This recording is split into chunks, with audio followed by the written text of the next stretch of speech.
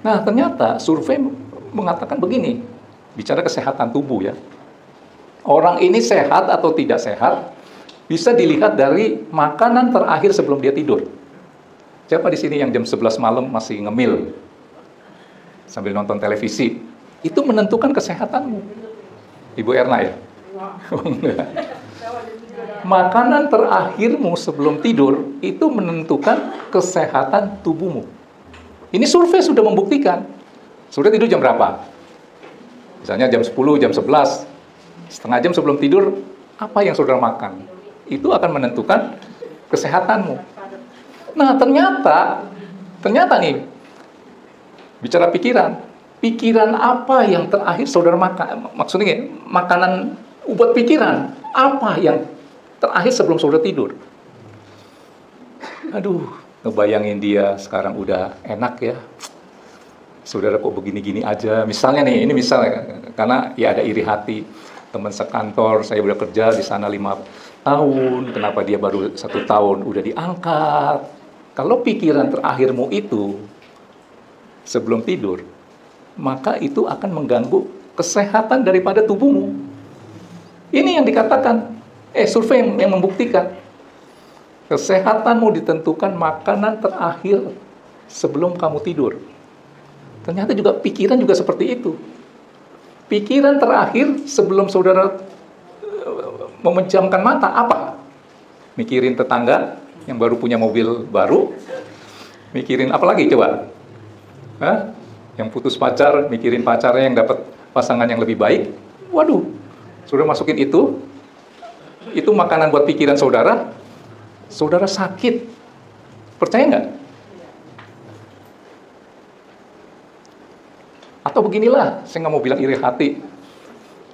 Makanan pikiran sebelum saudara tidur nih, biasanya ini saya lihat nih, nonton dulu film serem, horor, mungkin filmnya belum habis, saudara udah ketiduran misalnya. Apa yang terjadi dalam hatimu? Itu nanti mimpinya serem-serem tuh. Percaya nggak? Apalagi nonton berita yang buruk-buruk, film horor, pembunuhan, berita-berita yang menakutkan. Terus saudara baru tidur. Apa jadinya keadaan hatimu seperti itu? Jadi apa yang saudara harus makan sebelum saudara tidur? Kalau saya nih, saya tahu nih, saya kayaknya tidur agak susah. Saya hidupin aja Alkitab audio. Selalu saya setelnya adalah Roma 8. Ya, dia baru kata-kata berapa kata-kata gitu ya, hidup di dalam roh. Saya udah ketiduran. Berarti makanan terakhir untuk pikiran saya adalah firman Tuhan. Saudara harus seperti itu. Atau lagu-lagu rohani. Ya, bagus. Bukan itu berita pembunuhan, pemerkosaan, pelecehan oleh itu lagi viral tuh. Ya, tuh. Bu Ernanya tahu. Jadi sebelum tidur nonton itu.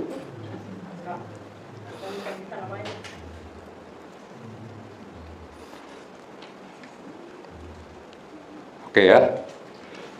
Jadi makanan terakhir untuk pikiranmu itu menentukan kesehatanmu.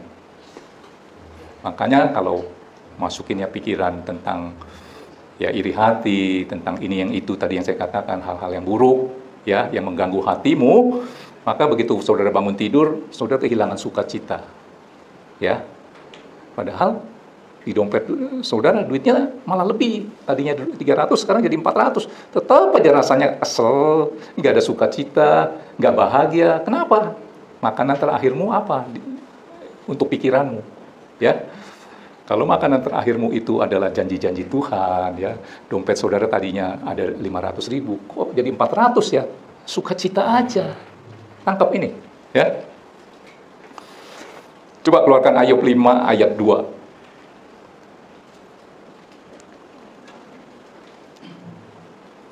Sesungguhnya orang bodoh dibunuh oleh sakit hati, dan orang bebal dimatikan oleh iri hati. Jadi iri hati bisa membunuh saudara, ya. Nah, sekarang persoalannya adalah bagaimana untuk mengalahkan iri hati ini. Dengan cara apa ya? Kita menganalisa diri dulu, introspeksi diri. Kalau saya begitu. Bangun tidur, kenapa kehilangan sukacita, damai sejahtera, atau mau tidur, mau doa, kok di sini kehilangan damai sejahtera, sukacita. Introspeksi dulu. Kenapa? Software di dalam hati saya ini rusak. Software yang sesungguhnya sebagai anak Tuhan itu adalah Kristus, yang membuat saudara penuh dengan sukacita. Tetapi kenapa itu nggak ada? Ada yang rusak. Software yang mengalami apa? Apa yang istilahnya? Error atau apa ya? Hah? Error ya? Software itu rusak, istilahnya apa tuh? Nggak tahu lah, nge-blank atau apa lagi tuh? Nge-hang, ya? Terus saudara harus mengaku dengan jujur. Tuhan suka ingetin, tadi siang lu lihat siapa? Lihat tuh si itu. Terus kenapa? Itu Tuhan suka ngomong seperti itu. Iya. Naik mobil baru Tuhan. Ya terus? Gak seneng rasanya. Ya terus? Iya. Dia kerakson, negor saya. Terus dalam hati saya merasa sombong amat, baru punya mobil baru, tanten. Maksudnya, Afrianto, selamat pagi. Karena ada iri hati, dugaannya apa? Lu mau pamer lu punya mobil, misalnya. Itu kalau saudara jujur, ngaku gitu ya, asik deh, doa seperti itu, kayak curhat. Nanti Tuhan bisa beresin. Jadi waktu saudara ngaku itu, saudara sedang menyerahkan tuh, si sampah busuk ini nih, si virus, ya istilahnya virus yang mengganggu hatimu, saudara lagi serahkan. Jangan, udah jelas-jelas Tuhan ingetin, terus saudara nggak mau mengakui, susah. Ada yang pernah seperti itu? Kalau saya bersaksi lagi, saudara bosen deh. Karena saya ngalamin ini. Mau doa, sampai langit-langit mentok. Doa, mentok. Nyanyi dulu ah. Jeng. Nggak nyampe-nyampe. Capek saya. Aduh Tuhan, kok doa rasanya sampai langit-langit jatuh lagi. Udah, saya nggak mau berdoa. Tuhan ingetin. Tadi siang, lu dengar apa? Saudara masih ingat nggak apa yang saya ngomong? Saya dengar yang di bawah saya dulu, di ruko 2 kontan. Kenapa itu ganggu hati saya? Dia kan beli, bukan pakai duit saya, dia nggak nipu saya, kan dia beli 2 kontan. Hati saya nggak senang, karena saya tahu, wah dulu lu di bawah saya, jauh di bawah saya. Saya bilang itu Tuhan, saya dengar itu. Nah, terus hati kamu kenapa? Mengganggu software hati kan? Iya, itulah yang jadi mentok. Saya ngaku, iya Tuhan, saya punya ini, iri hati. Jadi nggak seneng saya begini. Waktu saya ngaku, begitu saya panggil Yesus, kau baik, tembus sampai langit-langit ke-7. Jadi kalau saudara berdoa terus tidak ada aliran sukacita, damai sejahtera, pasti ada yang kesumbat oleh dosa yang tersembunyi. Waktu saya datang kepada Tuhan berdoa, itu dengan kuat gagal. Karena saya merasa tidak melakukan dosa-dosa yang aneh-aneh, pikiran kotor nggak ada, percabulan nggak ada. Begitu lihat ada film yang mungkin bisa menarik hati saya langsung matiin. Kurang suci apa saya? Mau berdoa, pasti Tuhan dengar. Yesus, loh, kok nggak nyampe-nyampe? Ternyata ada dosa tersembunyi. Tangkap ini kan? Ya, ngaku, menganalisa, ya. Terus supaya saudara nggak ada iri hati, menerima diri, kita terima keadaan yang Tuhan ciptakan, segambar serupa, dan berharga apa kata Tuhan, bukan apa kata manusia. Kalau kata manusia, saudara harus punya sepatu yang bagus, baju yang bagus, tas yang bermerek, mobil yang keren. Capek saudara ngikutin maunya manusia, berharga apa kata manusia. Saudara harus berharga apa kata Tuhan. Mau orang lain mau ngomong apa kek, gak usah didengar, maka iri hati gak akan ada, ya. Nah, kita harus menyadari kenapa kita sering iri hati, karena kita melihat sebagian. Apa nih artinya? Sadari bahwa kita hanya melihat sebagian dari orang itu. Kita pikir dia lebih bahagia, dia juga mikir saudara lebih bahagia daripada dia. Kan saudara nggak tahu dalamnya, jeroannya dia. Ketiga, kita bilang enak ya jadi dia gitu ya. Dia sendiri lagi ngomong sama saudara, enak ya jadi Pak Julius. Saya ngomong, enak ya jadi dia. Melihat sebagian doang. Mengerti ini? Ya. Makanya kalau saudara sering-sering melihat di media sosial, ya, Instagram atau Facebook, apalagi ini yang tadi saya katakan, makanan terakhir untuk pikiranmu apa? Nonton, lihat-lihat itu status orang, terus tidur. Waduh, status orang, cerita-cerita orang makan enak, besok siap-siap untuk ke Eropa gitu ya. Wih, ngeganggu hati saudara tuh. Saudara lihat sebagian kan, yang sebenarnya begitu nggak? Ngerti nggak? Jadi, sadari bahwa kita hanya melihat sebagian.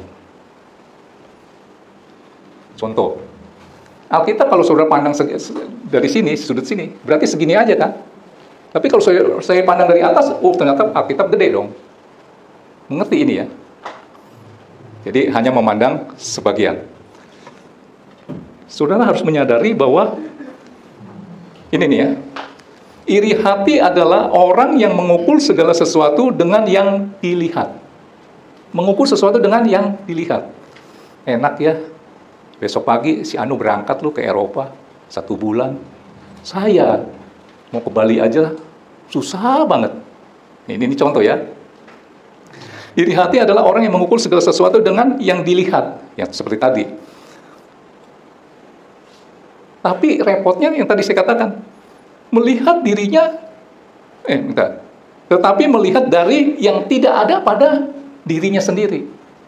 Contoh begini, enak ya dia pergi ke Eropa besok. Aduh, saya is my dream. Ke Turki misalnya ya. Saya tahu lah film itu bilang, is my dream. Padahal 2 hari lagi selalu mau ke Bali nih. Tuh, cara pandang nih. Balimu itu jadi nggak bikin saudara bahagia. Saya baca dulu catatan saya ya. Saudara menangkap dulu. Lihat di media sosial seseorang yang saudara kenal, besok dia pergi ke Eropa. Turki campur-campur kemana. 2 hari lagi atau seminggu lagi, saudara mau pergi ke Bali. Orang iri hati adalah orang yang mengukur segala sesuatu yang dilihatnya. Dilihat di mana? Di media sosial. Hebat ya, ke Eropa. Tetapi melihat dari yang tidak ada pada dirinya. Saya mau ke Eropa nggak bisa. Dia udah nggak lihat lagi tuh ke Balinya. Nangkep nggak? Nggak ngerti ya? Selalu mengukur dengan apa yang dilihatnya, yaitu tadi media sosial. Dan dia melihat yang tidak ada pada dirinya. Memang lu nggak ke Eropa. Tapi lu ingat nggak minggu depan lu kemana? Ke Bali. Balinya jadi nggak ada sukacita. Tangkap ini ya. Oke.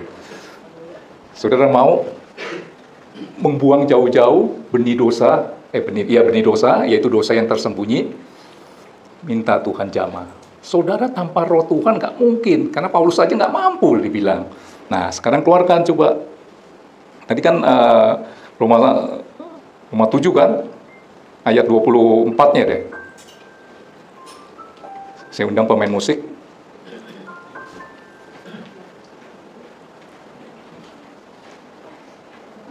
Saudara bayangkan, Paulus saja sampai bilang, udah gak mampu deh melawan dosa dengan kekuatan sendiri. Kita bersyukur sebagai orang Kristen dan diangkat jadi anaknya. Kita hidup dalam anugerahnya. Tuhan suruh lakukan A, B, C, D. Yang melakukannya adalah rohnya Tuhan sendiri yang ada dalam hati kita. Bisa mampu melakukan A, B, C. Aku manusia celaka. Siapa yang akan melepaskan aku dari tubuh maut ini? Ini sambungan yang tadi. Saya undang saudara bangkit berdiri. Saudara baca ayat penutup ini ya. Ikutin aja firman Tuhan, pasti saudara merdeka dari penyakit atau dosa yang tersembunyi. Roma 12 ayat 3. Dide, Yesus jamah. Berdasarkan kasih karunia yang dianugerahkan kepadaku, aku berkata kepada setiap orang di antara kamu, janganlah kamu memikirkan hal-hal yang lebih tinggi daripada yang patut kamu pikirkan. Tetapi, hendaklah kamu berpikir begitu rupa, sehingga kamu menguasai diri menurut ukuran iman yang dikaruniakan Allah kepada kamu masing-masing. Takaran iman Tuhan karuniakan, kadarnya beda-beda.